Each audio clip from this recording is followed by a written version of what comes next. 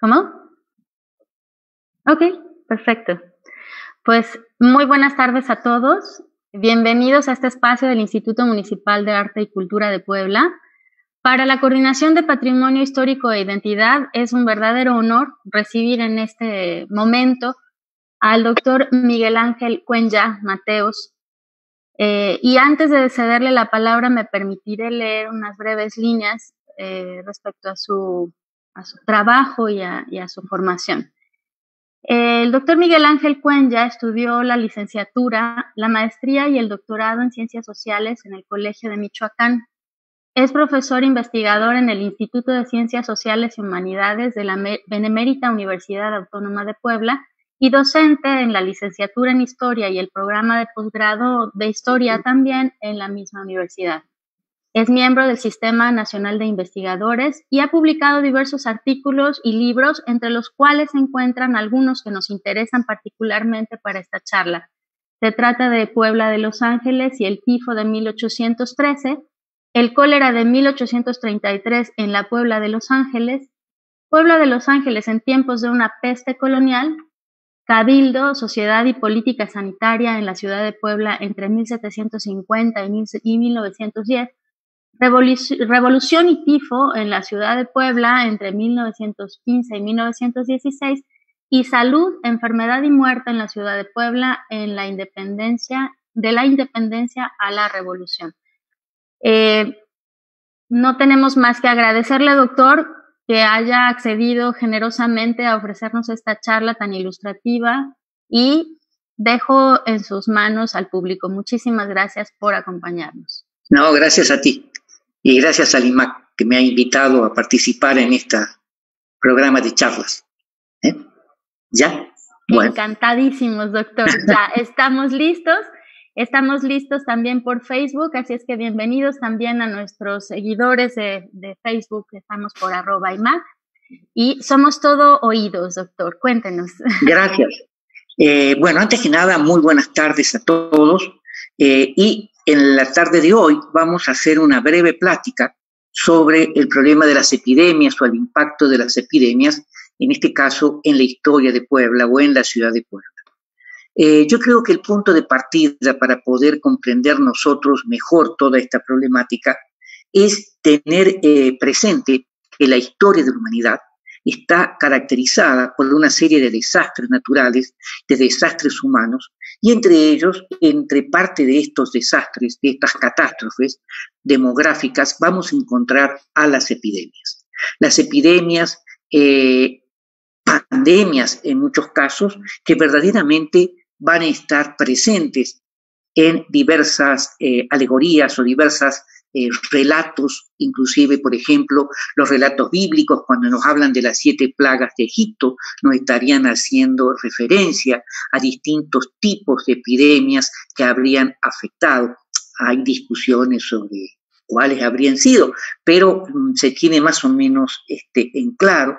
En el mundo antiguo, por ejemplo, tenemos que hacer referencia a la peste antonina entre el año 165 al año 180, tenemos que hacer referencia a la peste cipriana en el siglo III, entre 249 a 269, peste cipriana porque se relaciona con San Cipriano, obispo de Cartago, o la famosa, la más importante quizás de todas, la peste de Justiniano en el siglo VI, de 541 a 543.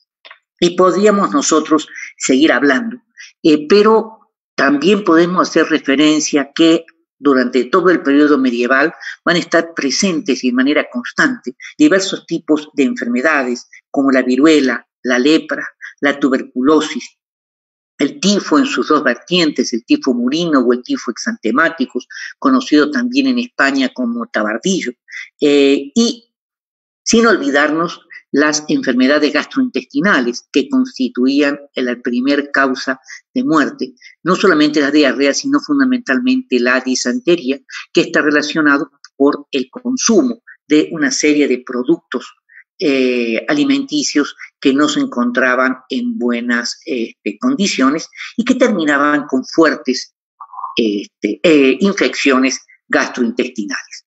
Entonces, esto sí es muy importante tenerlo presente. La mayor parte de las enfermedades que causaban defunciones a lo largo de la historia de la humanidad, en primer lugar están las de carácter gastrointestinal y en segundo lugar las de carácter pulmonar. Y digo esto porque hoy nosotros nos encontramos ante una circunstancia de una epidemia o de una pandemia, sería lo correcto decir, de carácter fundamentalmente pulmonar.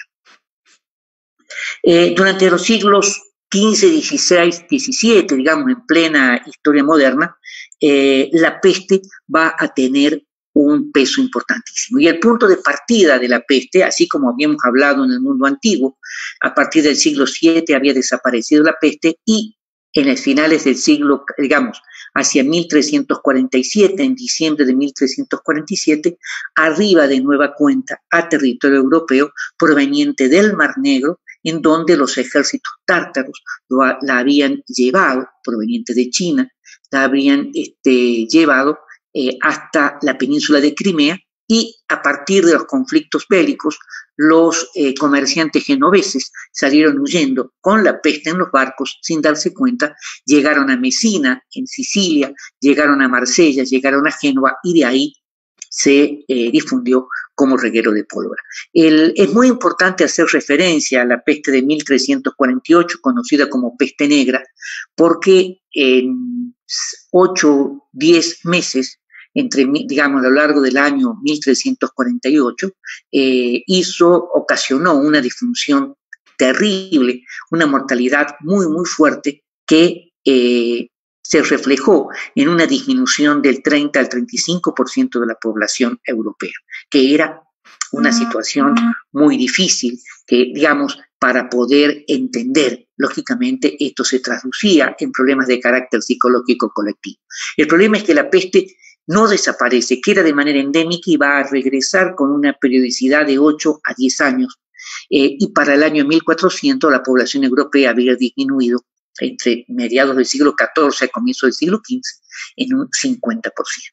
Claro, hay condiciones, y eso yo creo que es lo importante. Las epidemias, las pandemias, no son ahistóricas, no son asépticas, podríamos decir, históricamente hablando, sino que se dan en ciertas condiciones muy concretas y muy específicas, como la peste de Justiniano en medio de una profunda crisis, o la peste de 1348, que se va a gestar fundamentalmente en medio de una profunda recesión, una profunda crisis, con regresos de hambruna, con una población mal alimentada, y en donde se estaban generando las condiciones fundamentalmente para que el bacilo de la peste, digamos, se prendiera con mucha más facilidad. Claro, y también debemos tener presente que las condiciones de vida eran también muy propicias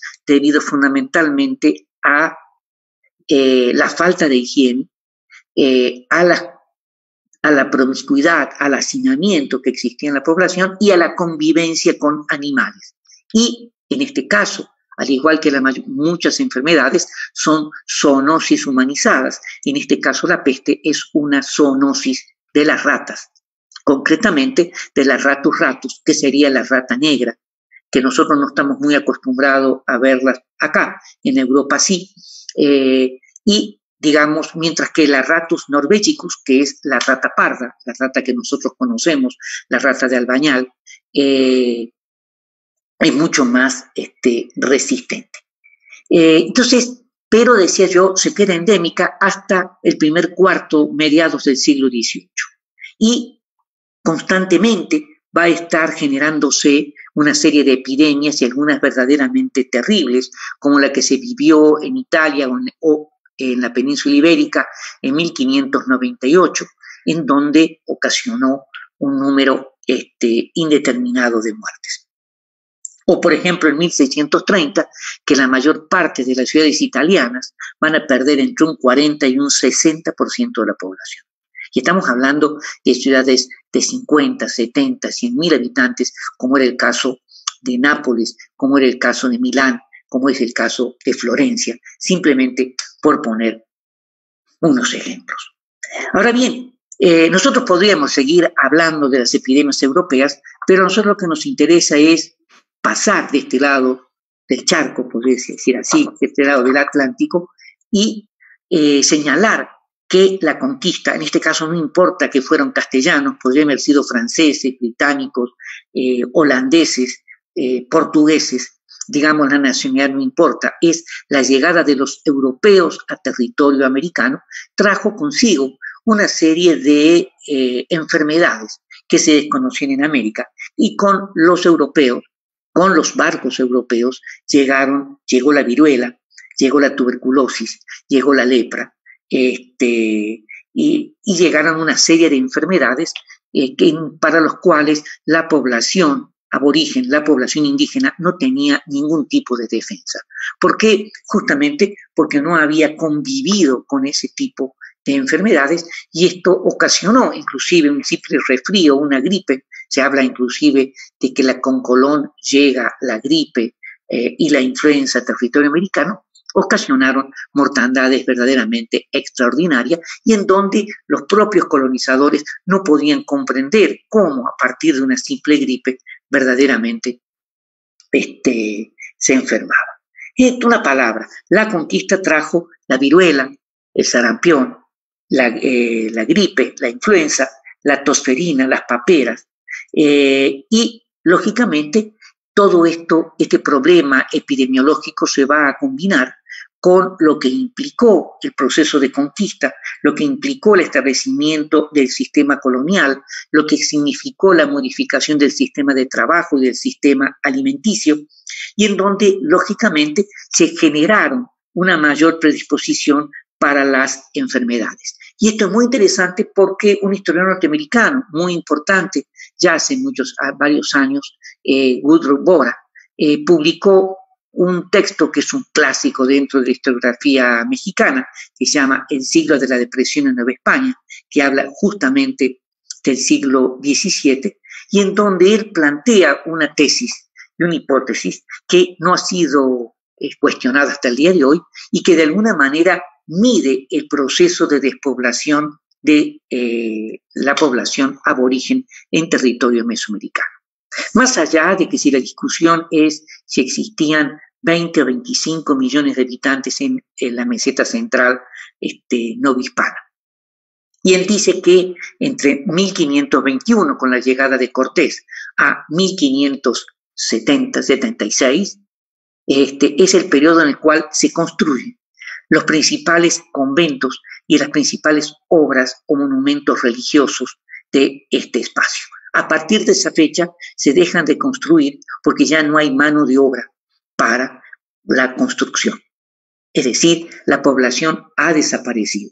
Y es justamente esta situación donde la población indígena, debido a la fuerte reducción, casi en un 90%, no está en condiciones de generar un excedente agrícola para alimentar a los conquistadores, a los colonizadores, a la nueva población mestiza que va surgiendo, que se establece una nueva unidad productiva que va a ser concretamente la hacienda, destinada a producir para el consumo de esta población, mientras que los grupos aborígenes empiezan a quedar marginados de la economía novohispana.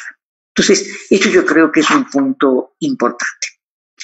En ese sentido, nosotros tenemos que hablar de grandes epidemias que afectaron el territorio colonial, el territorio novohispano, planteándolo de manera muy rápida. Podemos hablar del tifo. El tifo es una enfermedad que sí se conocía en América, que va a llegar con los europeos, que en Europa también se conoce. El tifo es una enfermedad ligada también a las ratas. Es una enfermedad ligada a la falta de higiene, a la guerra. Es decir, en ese sentido, Napoleón Bonaparte no perdió la guerra por el frío que hacía en su excursión a Rusia, sino perdió la guerra por el tifo. O en la Primera Guerra Mundial, la mayor parte de las muertes en las trincheras no se debieron a las balas enemigas de un lado o de otro lado de los aliados o del eje, sino fundamentalmente al tifo. Es decir, el tifo es una enfermedad que está ligada a la guerra, que está ligada a la pobreza y a la falta de higiene, y fundamentalmente al piojo. Es decir, el piojo es el vector transmisor que genera esta enfermedad y verdaderamente es mortal, y los niveles de mortalidad eran sumamente elevados. Por lo tanto, a lo largo del periodo colonial, como del siglo XIX y comienzo del siglo XX, una de las mayores preocupaciones que en el territorio mexicano van a tener las autoridades va a ser justamente llevar una medición de los entierros ocasionados por el tifo. Y en una ciudad como Puebla, cuando se superaban los 100 casos anuales, se establecía una verdadera alarma. En ese sentido, nosotros podemos hablar de la epidemia de 1576, 1581 o la de 1692. La peor epidemia del siglo XVIII fue la epidemia de Matlazáhuatl, enseguida vamos a hacer referencia a ella, la de 1737, que fue una epidemia de tifo. La peor epidemia del siglo XIX fue la de 1812-1813, que está ligada a la guerra de independencia, al movimiento de los ejércitos.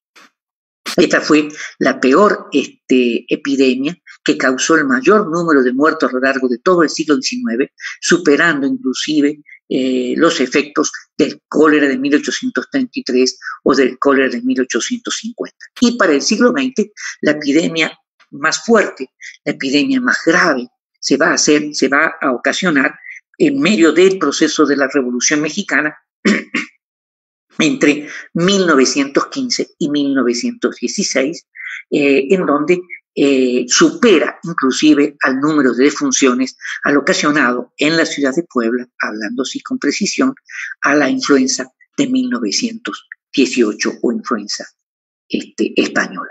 Podemos hablar también de la viruela. La viruela es una enfermedad que ocasionaba constantes epidemias.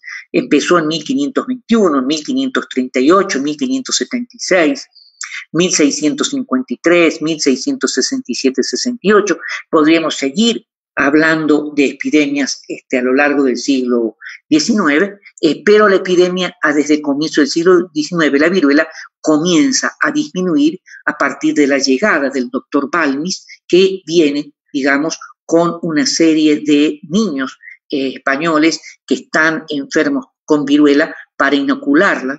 Con eso hacían la inoculación de los niños y de los jóvenes en territorio novohispano. Y si bien hubo mucha resistencia, el proceso de la vacunación es un proceso complejo, digamos, empieza a disminuir. Pero no nos olvidemos, la viruela recién desaparece en la década de 1950. Ahí recién nosotros tenemos que hacer referencia a la disminución de la viruela, como nosotros pensábamos hoy que había desaparecido el sarampión, y hoy de nueva cuenta en toda América, tanto en Estados Unidos, inclusive en Europa y en América Latina, ha regresado el sarampión, y eso está generando a las autoridades de salud un problema y una preocupación muy seria, porque implicaría tener que volver a vacunar y a un sector muy amplio de la población. Tenemos nosotros el cólera a nosotros nos llega recién, es una enfermedad que llega a Europa en el siglo XIX, y a nosotros nos llega en 1833, la primera pandemia, y en 1800 la segunda. Hubo algunos atisbos en el periodo del Porfiriato, pero rápidamente se frenó, digamos, a comienzo del siglo, finales del siglo XIX, con una epidemia de cólera que venía de Guatemala, se cerró con una cuarentena en Chiapas y se paró. O tenemos también las grandes epidemias de influenza. La influenza va a estar presente a lo largo de la historia de la humanidad. El problema es que no hay fuentes con precisión para poder determinar de qué se trata.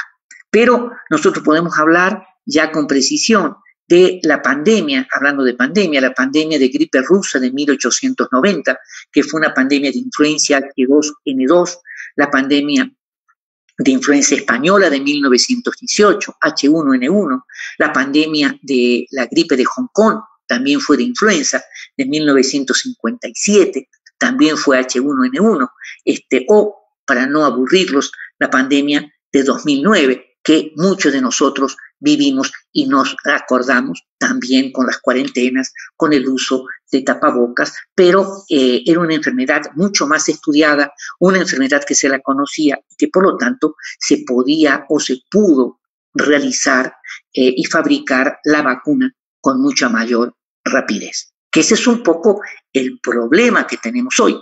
Es decir, la influenza es un coronavirus, como el SARS o el síndrome de insuficiencia respiratoria aguda es un coronavirus, como también el MERS, que es el síndrome de insuficiencia respiratoria aguda del Medio Oriente, que también es un coronavirus, y este es un coronavirus diferente, que tiene algunos genes o algunos elementos diferentes, y por eso es la dificultad para poder elaborar la vacuna, porque puede ir generando cambios, generando movimientos. De cualquier manera la vamos a tener. Yo espero que la tengamos a la mayor brevedad para que podamos salir con libertad y terminemos con el encierro en el cual estamos hoy nosotros tratando de protegernos. Ahora bien, ahora sí podemos entrar al caso de Puebla. Yo creo que uno de los elementos principales es el carácter de la historicidad. Es decir, la historicidad de la enfermedad es, como yo les decía al comienzo, es decir, el hombre vive en sociedad. Bueno, el hombre, la mujer, digamos, vive en sociedad y al vivir en sociedad comparte, tiene que compartir indefectiblemente una serie de virus, una serie de bacterias, una serie de microorganismos para los cuales tenemos o hemos generado defensa y para otros no.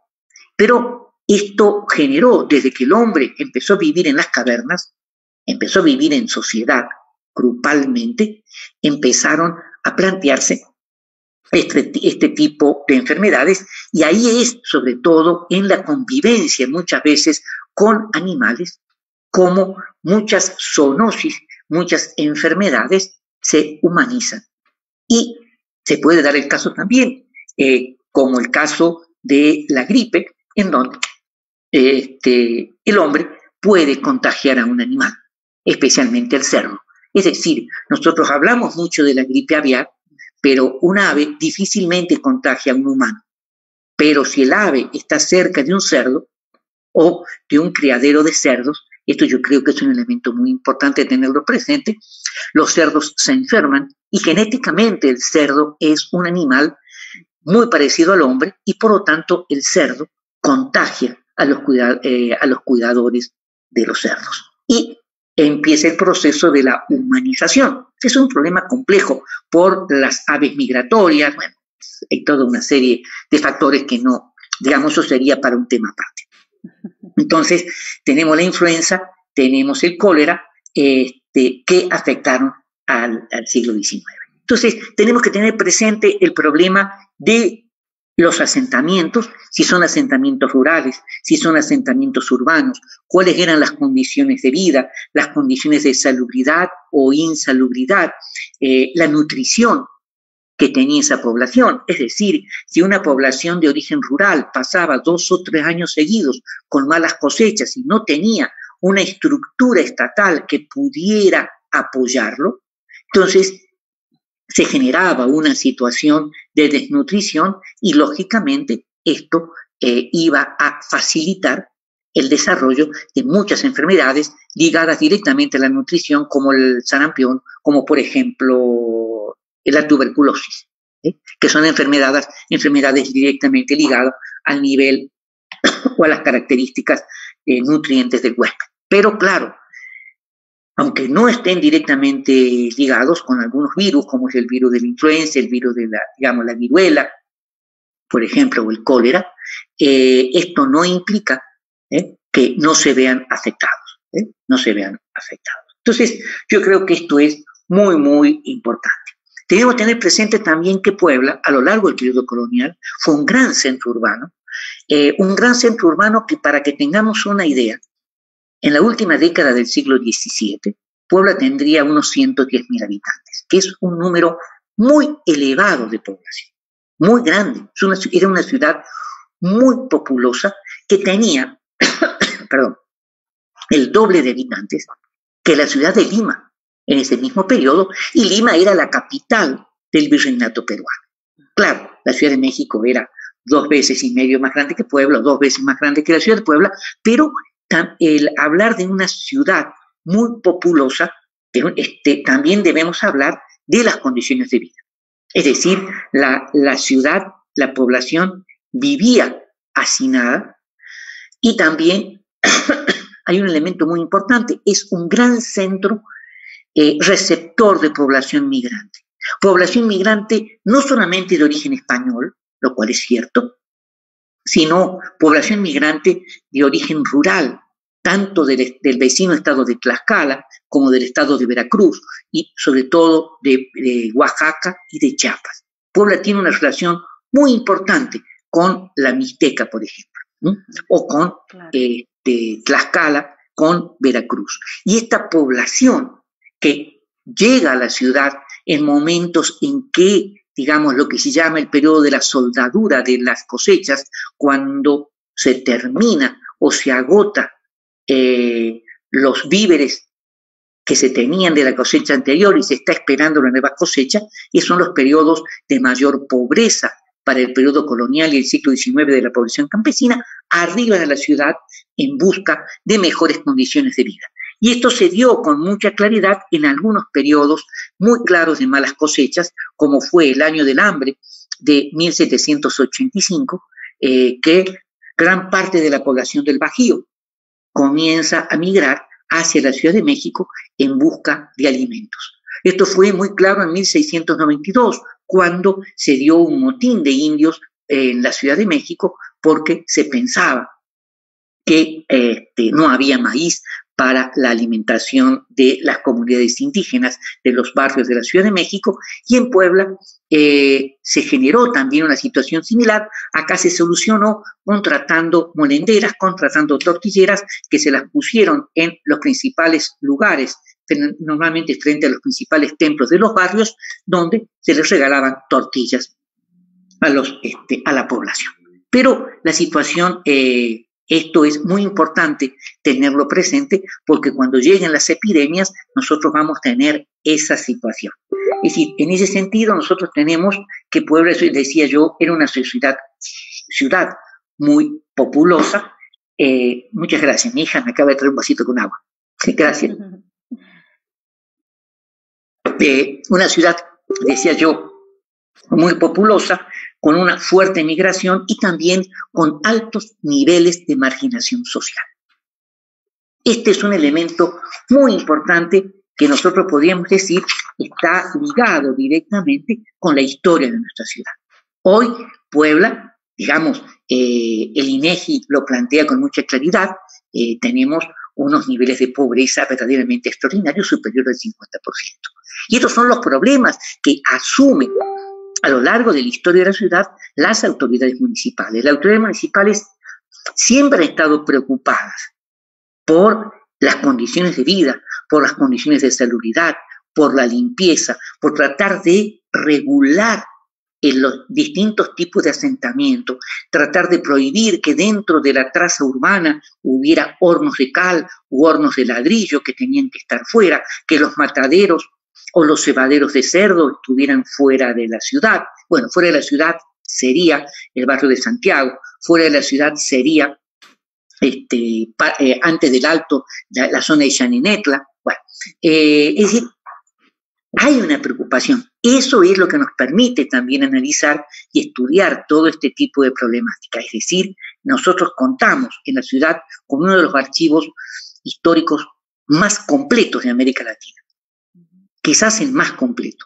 Digamos, nos faltan los 2 primeros libros de la fundación de la ciudad, pero salvo eso, los 2 primeros libros del Cabildo, el resto está completo. Y la información es constante en cuanto al agua, a pesar de que a la ciudad le falta agua, evitar que le falten aguas a las pilas, que le falten aguas a las fuentes, tratar, inclusive hay un funcionario, el obrero mayor, que es el encargado de todas estas funciones, y preparar la ciudad para las fiestas cuando llegara algún funcionario real, normalmente un virrey, que tenía muchas veces la mala fortuna que se enfermaban y se quedaban 30 días en la ciudad de Puebla, como fue en la década de 1690, y hubo que mantenerlos, alimentarlos.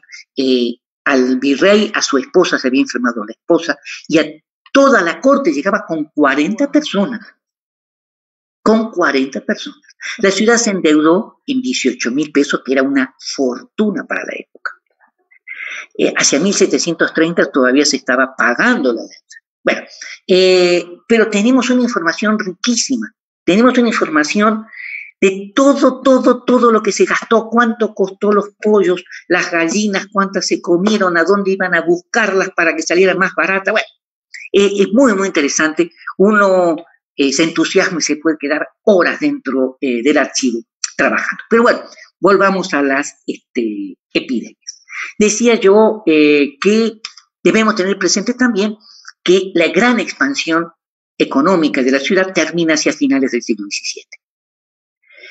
La última década del siglo XVII fue una década muy fea, fue una década llena de enfermedades, con malas cosechas, y empezó una fuerte migración hacia otros lugares, especialmente de artesanos, de población mestiza, de población de color, básicamente hacia la Ciudad de México, porque los mercados que tenía la ciudad se empezaron a cerrar por cuestiones de carácter político, en algunas cosas, otras por los enfrentamientos que tenía con la Ciudad de México, por el establecimiento de la feria de Jalapa, que le quitó el control a los comerciantes poblanos de la Armada de Barlovento en Veracruz. Bueno, hay una serie de factores y por lo tanto toda la primera mitad del siglo XVIII la ciudad de Puebla disminuye su población en un 50%. Es decir, si teníamos 110,000 habitantes en 1680, para 1737, que es cuando se va a generar la gran epidemia de tifo de 1737, la población ya era de 60,000 habitantes. Baja un poquito más hacia mediados del siglo 56,000 y ahí se estanca. Y esto es muy interesante señalarlo, porque la ciudad que nosotros vemos, la ciudad que nosotros admiramos, esta ciudad colonial, es la ciudad de la segunda mitad del siglo XVIII. Esta ciudad que estaba estancada. Y a pesar de ello, se construyeron las grandes casonas, se construyeron un número muy importante de templos, y una serie de obras públicas importantes, de las cuales hoy nosotros nos maravillamos. Pero este periodo de la primera mitad del siglo XVIII es un periodo que va a estar caracterizado por un aumento en la pobreza, un aumento en los niveles de marginalidad social, por una insalubridad muy marcada, por problemas de inundaciones por la creciente del río San Francisco. Cada vez que venía una creciente del río, no solamente inundaba las márgenes, ya sea hacia el lado de Analco o hacia la parte oriental o hacia la parte occidental del cauce del río, sino que también rompía los tubos que cruzaban por el puente de San Francisco con agua y había que repararlos, ¿no? Entre otros factores. El agua normalmente estaba contaminada por animales muertos. Hay una serie de factores. Esto no quiere decir de que la insalubridad de Puebla haya sido peor que otras ciudades. No. Eso era algo común, algo normal. Nosotros teníamos la ventaja de no tener los lagos como tenía la Ciudad de México, que los lagos estaban totalmente contaminados porque las aguas negras de la ciudad se descargaban hacia los lagos. Y cuando llovía mucho, los lagos crecían y la Ciudad de México se inundaba, como fue en la década de 1630. Habría que decir también que digamos, uno de los grandes problemas de insalubridad para el periodo colonial es el problema de los camposantos. El problema de los camposantos. ¿En qué sentido? La población enterraba a sus difuntos en las iglesias. Y entonces toda la ciudad estaba constituida, formaba parte de un camposanto. Había algunas que estaban saturadas. No todos se enterraban en todas las iglesias. Normalmente se respetaban las distribuciones parroquiales. Recuerden que en la ciudad de Puebla, aparte del sagrario metropolitano que ocupaba el mero centro de la ciudad, estaba la parroquia de San José, que era la más antigua y la más grande, la parroquia de Analco, la parroquia de Santa Cruz y la parroquia de San Sebastián. Son la estructura parroquial que se va a mantener hasta la epidemia de 1812-13, en donde se junta San Marcos con que había surgido en 1767 como parroquia de ayuda del Sagrario, con San Sebastián, Santa Cruz y Analco, hasta comienzo del siglo XX que se vuelven a separar. Bueno, entonces esto se los planteo que este es uno de los grandes problemas. Ahora bien, ¿qué pasa en el siglo XIX? En el siglo XIX, uno de los grandes problemas van a ser la guerra. El siglo XIX, la ciudad de Puebla va a ser una ciudad asediada, una ciudad destruida, una ciudad golpeada por la guerra. Es decir, gran parte de toda la parte poniente de la ciudad, de todo lo que nosotros conocemos como el barrio del Parral, toda la zona del Parral, toda la zona que va hacia el Paseo Bravo, esa zona va a ser fuertemente destruida, no en 1863, en 1867, pero aparte de eso, la ciudad de Puebla entre 1821 y 1867 tuvo que sufrir 11 sitios militares. No hubo ninguna ciudad en el territorio mexicano que sufría tanto los problemas militares. No es que la destruyeran todos, sí fue muy fuerte la de 1863, el sitio de los franceses, el sitio de Porfirio Díaz en 1867, donde se destruye gran parte del poniente de la ciudad. Por eso la mayor parte de las construcciones porfirianas son hacia esa zona, porque había espacio para construir. Eso ténganlo presente, que es muy importante. Desde el colegio normal, digamos, lo que sería la escuela normal del Estado, lo que va a ser la casa de niños expósitos, lo que va a ser la maternidad, etcétera, etcétera, etcétera. Bueno, el movimiento de independencia generó, y voy a acelerar porque ya el tiempo se me viene encima, el movimiento de independencia generó concretamente un problema muy, muy serio. La ciudad de Puebla era una ciudad conservadora y, lógicamente, le tenía miedo al cura Hidalgo, que el cura Hidalgo viniera con sus tropas a la ciudad de Puebla. Y la ciudad de Puebla se empezó a defender, a armar una serie de terraplenes, a cavar trincheras, a cavar fosos. Pero el problema no vino de ahí, el problema vino de Cuautla. El gran sitio a Cuautla, con el general Morelos dentro de Cuautla y el general Calleja fuera de Cuautla, y cuando entran, digamos, se abre y salen los revolucionarios, salen todos tifosos. Había una enorme epidemia de tifo. Y no solamente infectó a los soldados nacionales, sino a los soldados españoles. Y Puebla era una especie de hospital. Acá llegaban los soldados y las tropas españolas enfermas. Y Puebla fue uno de los centros que más sufrió el tifo. Y el tifo se distribuyó como reguero de pólvora por todo el territorio nacional. De Puebla llegó a la Ciudad de México y de la Ciudad de México fue a Querétaro, fue a Guadalajara, fue hacia el norte y hoy se ha determinado que a nivel nacional, incluyendo Guadalajara, la Ciudad de México, el tifo de 1812-13 ocasionó más defunciones que el cólera de Morbus de 1833. Siempre se consideraba que el cólera había sido el peor. No, fue el tifo. Es decir, para una población de 60,000 habitantes aproximadamente, murieron o fueron enterrados 5.692 vecinos de la ciudad. Es decir, estamos hablando que falleció casi 9.5% del total de los habitantes de la ciudad en 4 meses. En 4 meses. De estos 5.692, el 57% de los entierros fue entre el Sagrario Metropolitano y la parroquia de San José.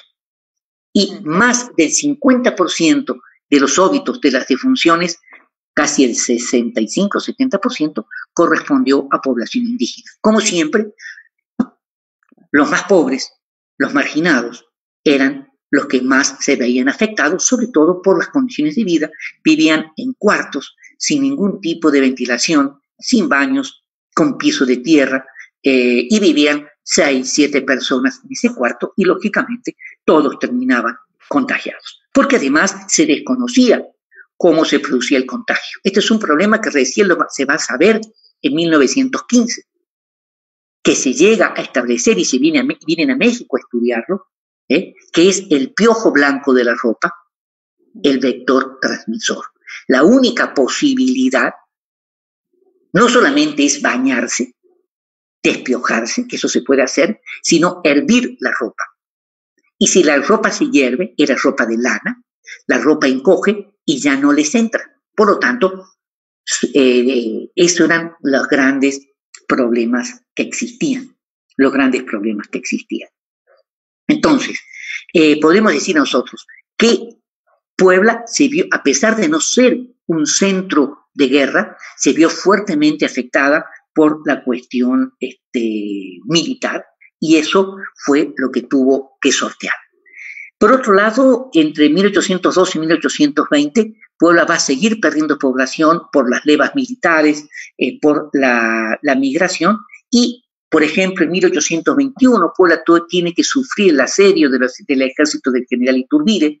En 1832, le voy a decir 3 o 4 nada más, el general Santa Anna puso sitio a la ciudad.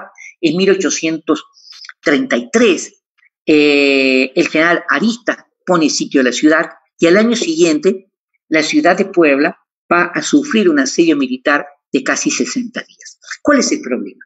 Las actividades en la medida de lo posible continuaban, pero le cerraban las posibilidades del ingreso de alimentos.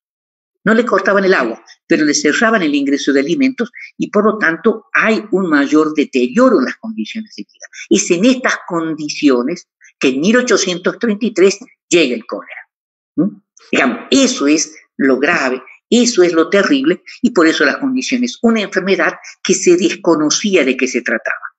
Desde finales de 1832 había llegado, proveniente de Inglaterra, había llegado a Canadá, a Quebec, de Quebec a Nueva York, de Nueva York bajó a Nueva Orleans y de ahí a toda la zona del Caribe. Digamos, se sabía que estaba el cólera, que era una enfermedad gastrointestinal muy fuerte, pero nada más. No había demasiada información sobre el particular. No había datos de cómo tratarla, de cómo enfrentarla.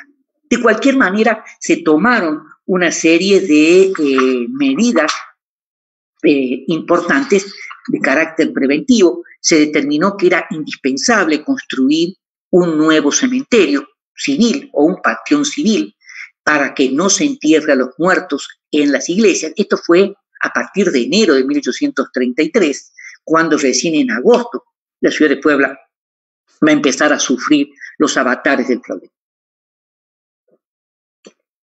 Y estoy hablando de lo que va a ser el Panteón de San Javier. El Panteón de San Javier, que fue el primer gran panteón civil, laico, por decir así, o cementerio. Primero se intentó ponerlo en Chamineta, pero quedó como el Panteón de San Pedro. Inclusive se inaugura con los primeros muertos antes de ser inaugurado. Es decir, la iglesia de San Javier, donde está la penitenciaría o el centro cultural, iba a fungir como templo del panteón. El panteón estaba ubicado detrás del Colegio de San Javier, el Colegio de los Jesuitas, lo que hoy es el Museo de las Fuerzas Armadas. Bueno, sobre la 13. Sobre la 13. Frente al Paseo Bravo. Exactamente, frente al Paseo Bravo. Es más, hay mapas que se puede visualizar perfectamente bien en dónde estaba el panteón. Este era un problema, digamos, muy importante, porque como medida preventiva se determinaba que no se podían enterrar a ningún difunto en las iglesias ni en los conventos. Aunque bueno, siempre va a haber alguna excepción. El problema también que la ciudad tenía muy pocos médicos. Para una población de 40.000 habitantes, como tenía en 1833, había solamente 26 médicos. Es decir, había muy pocos médicos para atender a los vecinos. Se va a determinar la necesidad de barrer la ciudad 2 veces al día, normalmente, hacer fogatas en las esquinas para que, digamos, las miasmas y los malos olores se fueran para arriba. Pero de cualquier manera, el cólera mandó al sepulcro a 3.049 vecinos. Pero no solamente los pobres. Sí, los pobres sufrieron más, hubo también ricos y gente acomodada. Por ejemplo, uno de los primeros afectados fue el gobernador del estado de Puebla, don Patricio Furlong. Murió de cólera. Su hermano, Tomás Furlong, el deán de la catedral, don José María de Ansúrez, y el deán de la catedral de Chiapas, que estaba de paso por la ciudad, de visita por la ciudad, que también van a fallecer. Ellos están enterrados en el templo de San Javier, en la iglesia de San Javier. De cualquier manera, hay una serie de cosas también muy importantes. Por primera vez se empiezan a publicar cartillas médicas. Es decir, en el archivo municipal, el archivo general del municipio de Puebla, del ayuntamiento de Puebla, yo encontré para 1833 12 cartillas médicas. Es decir, reciben la mejor información proveniente de Europa, proveniente de La Habana, proveniente de Estados Unidos, de Texas, de Monterrey o de Jalisco, las adaptan a las circunstancias locales, describen cómo tratar al enfermo, que el agua hay que hervirla para darle. Claro, no tienen conciencia de que el agua transmite, pero el agua hay que hervirla, hay que oxigenarla, qué tipo de medicina deben tomar para evitar los calambres estomacales. Inclusive hay algunos que plantean la utilización del peyote, del hongo, para hacer unas infusiones. Claro, volaban un poquito, pero no les dolía el estómago. Claro, hay unas cosas el opio, se utilizaba mucho el opio en esa época. Entonces, ¿cómo adaptan todas estas cartillas para que el pueblo pudiera conseguir en los mercados donde vendían hierbas algunos productos para hacer algunas infusiones?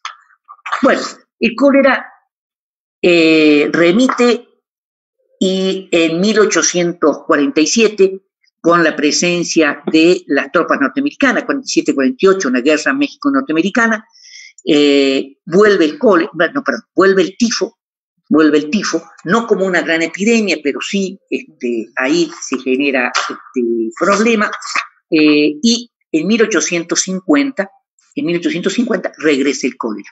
El cólera va a regresar no con la misma fuerza de antaño, de 1833, y se vuelve a reflotar el Panteón de San Javier. Porque una vez que había terminado el cólera en el 33, la gente regresó a sus viejos lugares. Lo cual va a ser un problema muy serio. Muy serio, porque en realidad a partir de 1850 se van a establecer 4 panteones. El Panteón del Carmen, el Panteón de la Merced, el San Juan del Río y San Juan de Dios. Son los 4 que de alguna manera estarían en los 4 puntos cardinales de la ciudad. Y este es un elemento importante a ser tomado en consideración. Estos panteones, saturados, muchos de ellos, van a perdurar hasta 1881, cuando se inaugure de manera final el actual Panteón Municipal. 10 años después, en 1890, se va a inaugurar el primer panteón privado de Puebla, el Panteón Católico de la Piedad, que en el periodo de la Revolución se va a municipalizar. Y en 1894, como un anexo del Panteón Municipal, el Panteón Francés. Entonces, ahí recién se soluciona. ¿Sí? Los entierros van a quedar fuera, pero ya estamos hablando de que tienen que llevar haber sido registrado ante el registro civil la defunción con parte médica, etcétera. Las enfermedades disminuyen notoriamente durante el periodo del Porfiriato. Hay una política preventiva y una lucha en contra de la mayor parte de las enfermedades. Vamos a tener que esperar, lamentablemente, hasta el periodo de la revolución, cuando las condiciones políticas, las condiciones sociales, el problema de la pobreza, la miseria y la marginación social regresan al territorio nacional, cuando se plantea o surge de nueva cuenta una epidemia que parte también de la Ciudad de México, ¿no? Parte de la Ciudad de México, y se distribuye por todo el territorio nacional, llegando hasta el sur de los Estados Unidos. En algunos casos llega también hasta Guatemala, y fue una epidemia de tifo. La epidemia de 1915, ya las circunstancias son diferentes, hay un desarrollo de la ciencia, de la microbiología, de la virología, de la epidemiología mucho mayor, la presión y la fuerza de los médicos, ya no hay 26, ya hay 85 médicos, de los cuales 75 son alópatas y 100 son homeópatas. Hay 100.000 habitantes, la ciudad tiene 100.000 habitantes, un médico cada 1.130 personas, pero ya, si antes teníamos en 1833 el Hospital de San Pedro, y algún otro hospital, digamos, por ahí, ya vamos a contar con 10 hospitales en 1915, como es la Casa de Maternidad, el Hospital General del Estado, lo que hoy sería el Hospital de la UAP, el Hospital Universitario, el Hospital Militar, el Hospital Americano, el Hospital de la Beneficencia Española, el Hospital de Hombres y de Mujeres Dementes, el Hospital del Corazón de Jesús, el Hospital Latinoamericano, que es donde hoy está la Secretaría de Salud, y el Sanatorio Cruz y Celis. Es decir, había toda una infraestructura sanitaria muy importante, pero a pesar de eso, debemos nosotros señalar que el impacto del tifo fue de 2.075 personas. Wow. Estamos hablando de una cantidad muy elevada, estamos hablando casi el 20 por mil, 2%, cuando para el siglo XIX, yo le había dicho de que el cólera había ocasionado una enfermedad de una mortalidad del 9.5%, o la del tifo de 1812 era del 12-13%, acá estamos hablando del 2%. Entonces, y en donde las condiciones, lógicamente, al igual que en 1812, la población más pobre va a ser la más afectada. Pero el municipio entra, digamos, a trabajar, funda o establece un baño público en Huexotitla, en el Carmen, ahí establece un baño público, y en donde la idea era que todos los menesterosos, toda la gente pobre fuera, se le daba ropa limpia, se los bañaba a los hombres y a los niños les cortaban el cabello para que no se empiojaran y volvían a salir. Pero el problema eran las condiciones, es decir, las casas no tenían baño para que ellos pudieran higienizarse. Y si bien había baños privados, no todos tenían la posibilidad de poder pagar. Y finalmente, el periodo revolucionario, debemos hacer referencia a la epidemia, a la pandemia de influenza de 1918, pandemia sobre la cual mucho se está hablando el día de hoy, justamente por tratarse también de un coronavirus, por ser una enfermedad de carácter pulmonar, por ser una pandemia que ocasionó en 1918, inmediatamente terminando la Primera Guerra Mundial, una mortalidad cercana a los 50 millones de personas. Solamente en la India se calcula 18 millones y medio de defunciones. En China, 12 millones de defunciones. Están hablando de 600.000 solamente para Estados Unidos. México, aproximadamente 300.000, que es un número muy, muy elevado, pero tenemos que decirlo también que esto se da digamos, en una sociedad que todavía no ha terminado de ajustarse, en donde las condiciones sociales son todavía muy difíciles y los problemas políticos existentes al interior de los municipios están a la orden del día. Claro, se van a conformar, ya la situación es diferente, se van a conformar organismos no gubernamentales en apoyo al trabajo municipal. Esto también genera problemas y conflictos de carácter político, roces entre las autoridades municipales y estos grupos. En Puebla se funda la Comisión Central de Calidad, en donde se reúnen los principales industriales, los principales comerciantes, la Cruz Roja, la Acción Católica, los estudiantes de medicina del Colegio del Estado, y todos van a trabajar mancomunadamente para trabajar para la epidemia. Entonces, la situación es diferente. Lógicamente que hubo conflictos con el ayuntamiento porque el municipio consideraba que invadía o se apropiaba de actividades que le correspondían a ellos, pero el ayuntamiento no tenía dinero para poder enfrentarlo. Entonces,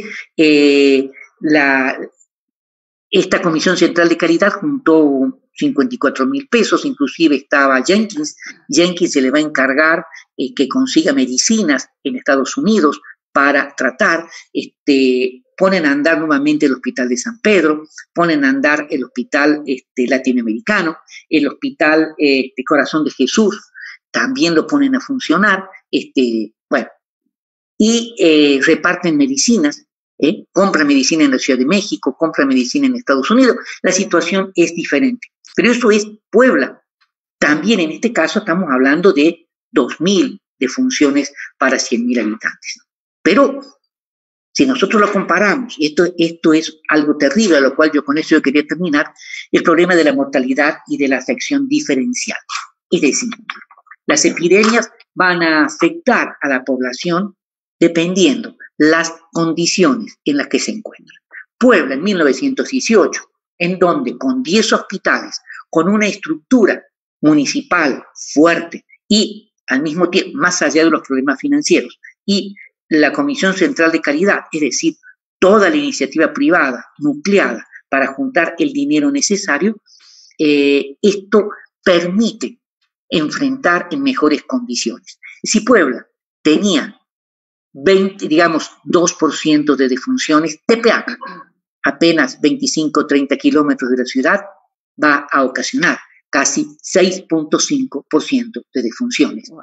Textiutlán igual, Chignahuapan igual. ¿Por qué? Y justamente por el problema de la población que no necesariamente vive en la cabecera, sino que viven distribuidos en las haciendas y en los pequeños pueblos donde no había ningún tipo de apoyo sanitario ni de apoyo médico. Entonces, bueno, cuando uno empieza a ver esas cifras, uno sí se empieza a decir, bueno, ¿cómo puede ser que Tepeaca, que tenía todo el municipio, 6,800 habitantes, hayan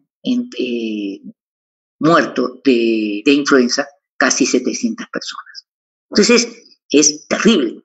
Y esto mismo lo podemos ver en Tecamachalco, lo podemos ver en Tehuacán un poco menos, pero y ciudades o pueblos como Las Cholulas, San Pedro y San Andrés, la situación es diferente. Tienen un poquito más que Puebla, pero, digamos, la relación con la capital y el apoyo que se les da es diferente. Entonces, esta es una circunstancia que a nosotros nos permite hoy reflexionar sobre el caso de la pandemia que nosotros estamos viviendo y cómo, digamos, a mayor marginalidad social, mayor son los problemas que se plantean, porque el Estado muchas veces no puede cubrir, no puede otorgar todo el apoyo necesario porque no hay la infraestructura. Es decir, nunca se pensó la gravedad con que iba a tener esto, ¿no? No sé si a partir de las preguntas yo podría ampliar un poquito más. Wow. Me extendí un poco, perdón. Me encantó, no, hay mucha gente muy interesada en las redes sociales, pero la primera interesada, francamente, soy yo, doctor. Y como dicen, que el que parte y comparte se lleva la mayor parte. Pues, sí, la mejor parte, sí.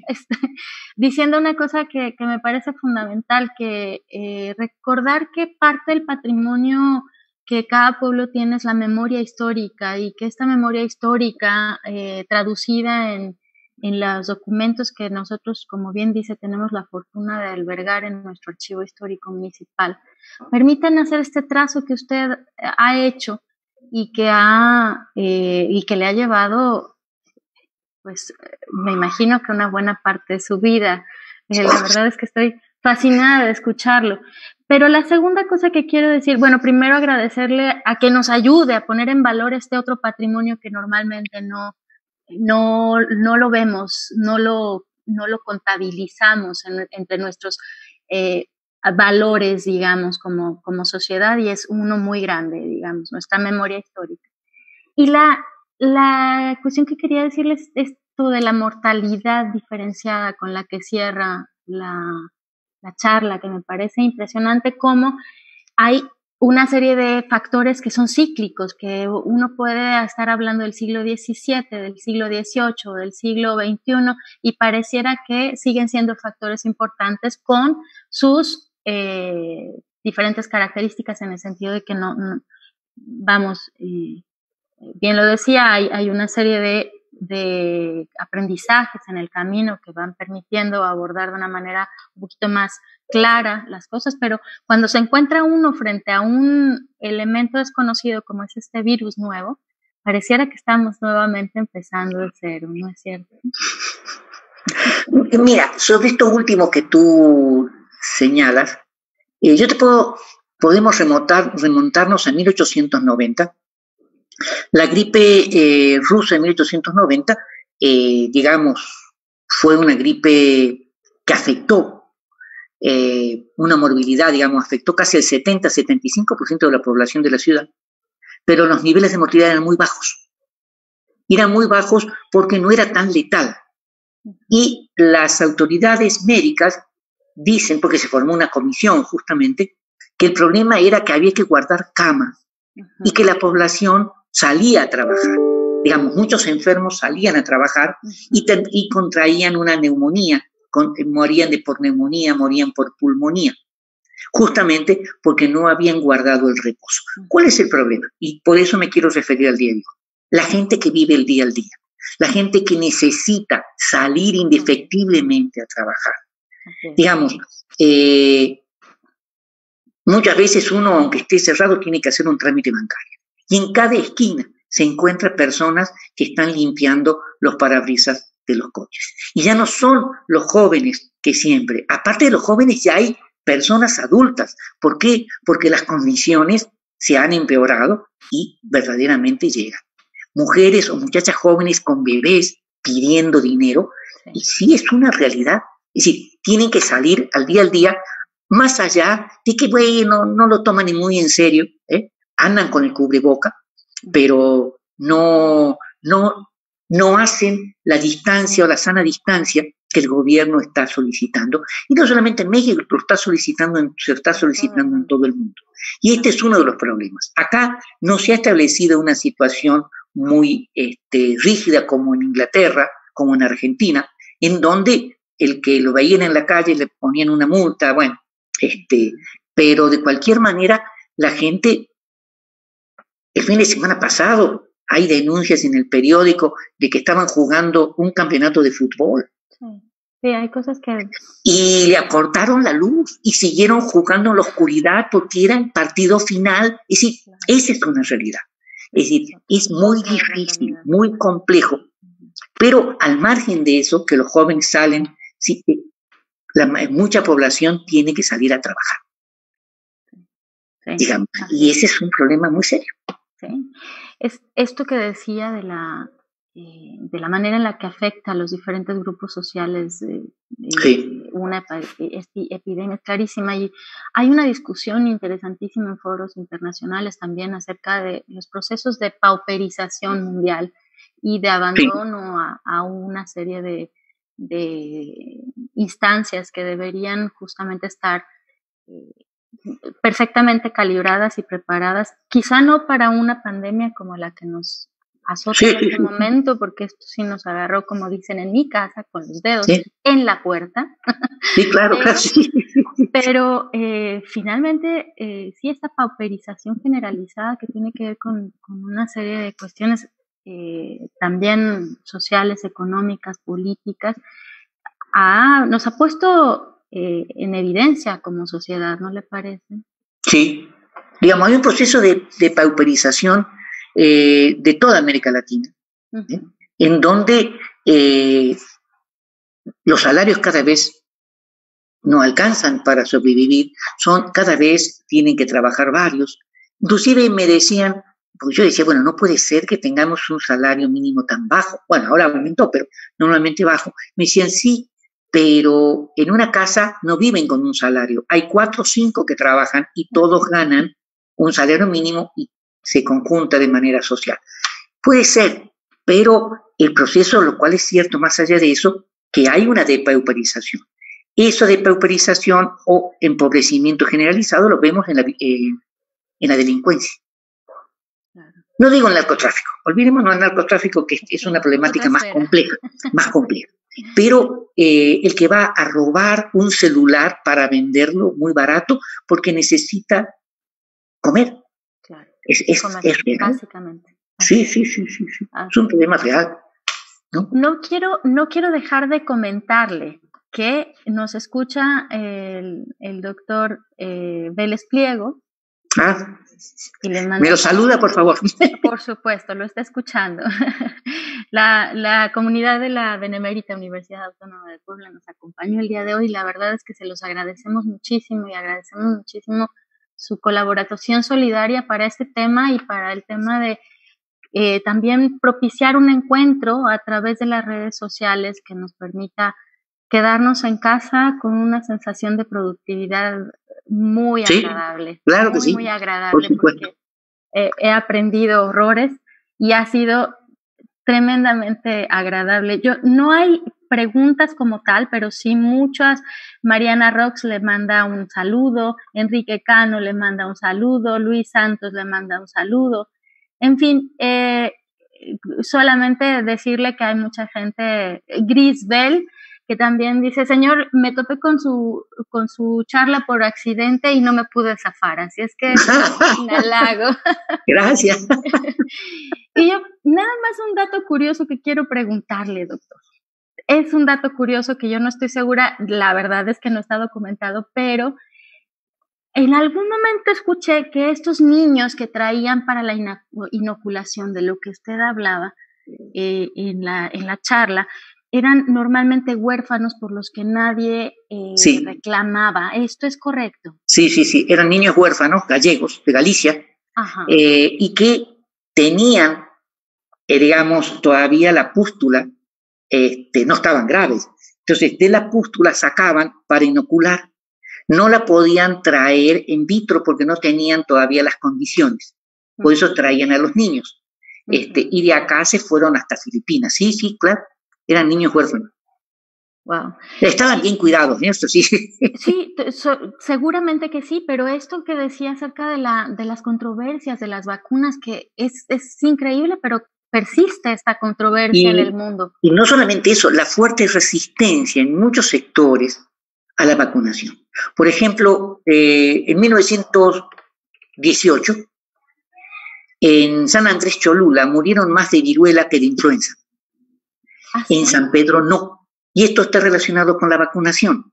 San Pedro era una sociedad mucho más integrada a la ciudad de Puebla y en donde la vacunación estaba mucho más internalizada. Mientras que San Andrés, una región mucho más rural, mucho más endógena culturalmente, hay un rechazo a la vacunación justamente por toda esa tradición de que la vacunación mataba a los niños, de que generaba problemas, mejor no vacunarlos, y se puede visualizar justamente en el comportamiento de la viruela en 1918. En el caso de San Pedro hay pocos casos, igual que en Puebla, y hay muchos casos en San Andrés. Claro, son prácticas sociales que al final... Son prácticas sociales, digamos, no es, era bastante común en muchas regiones. Qué interesante.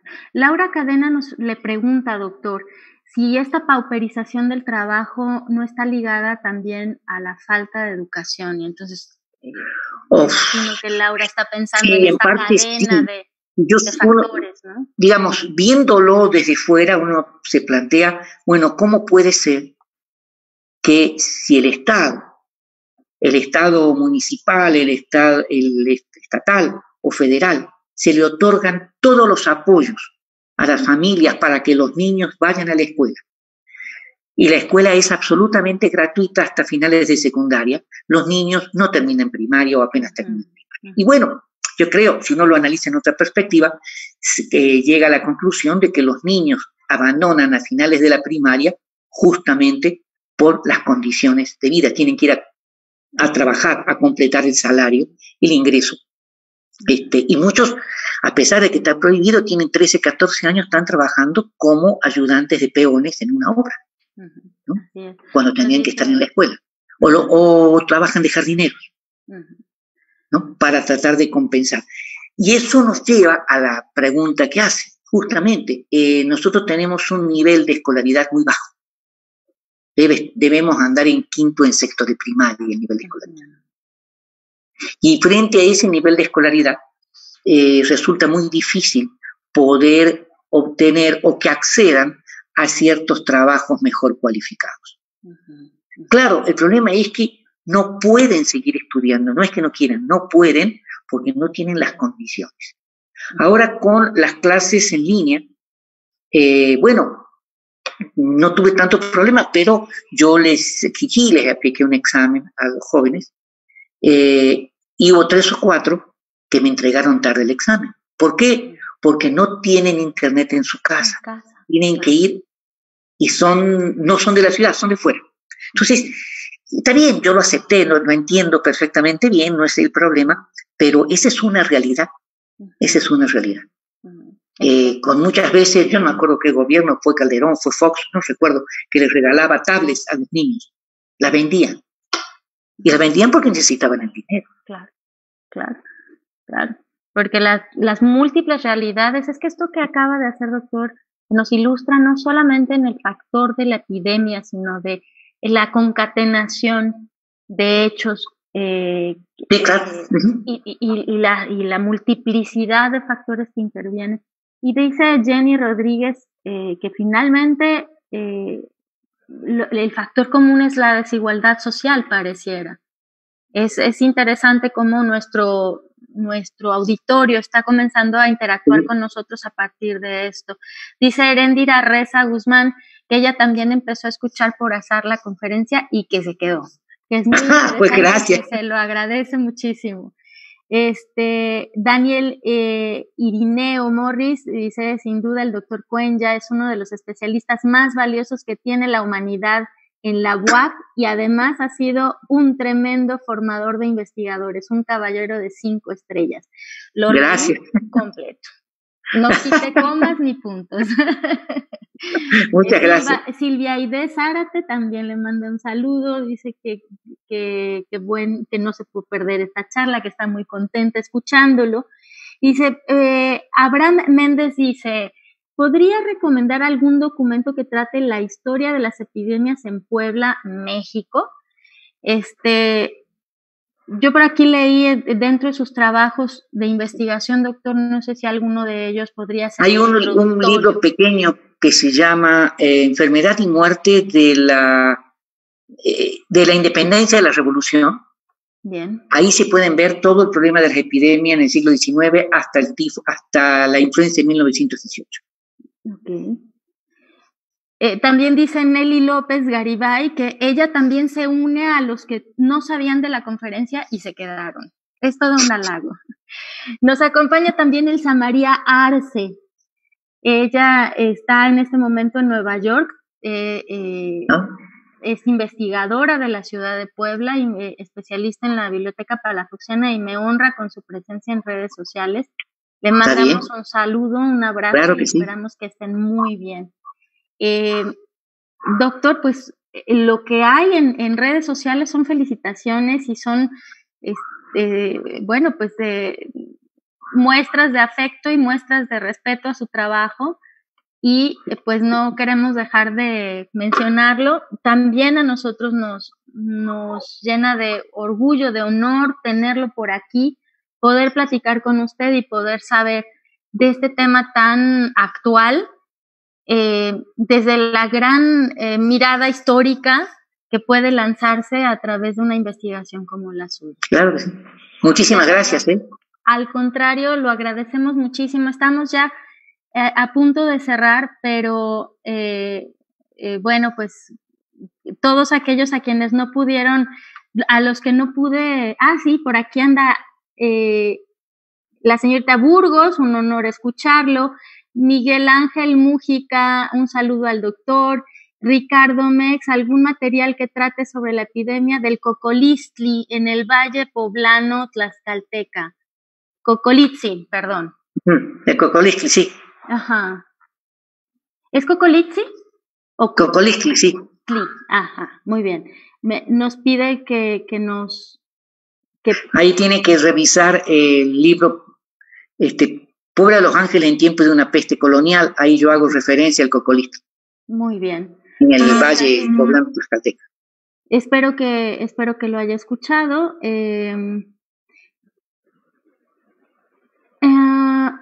Dice que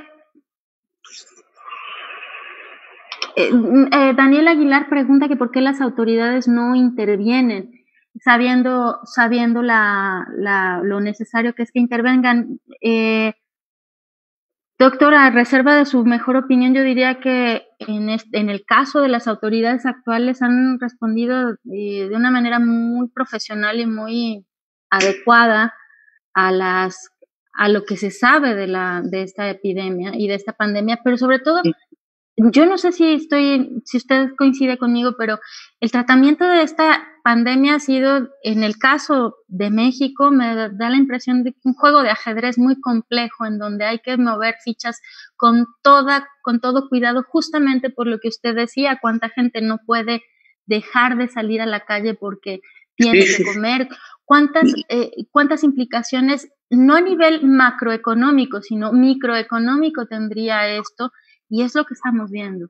Y aparte de eso, hay distintas metodologías cómo se ha enfrentado al problema.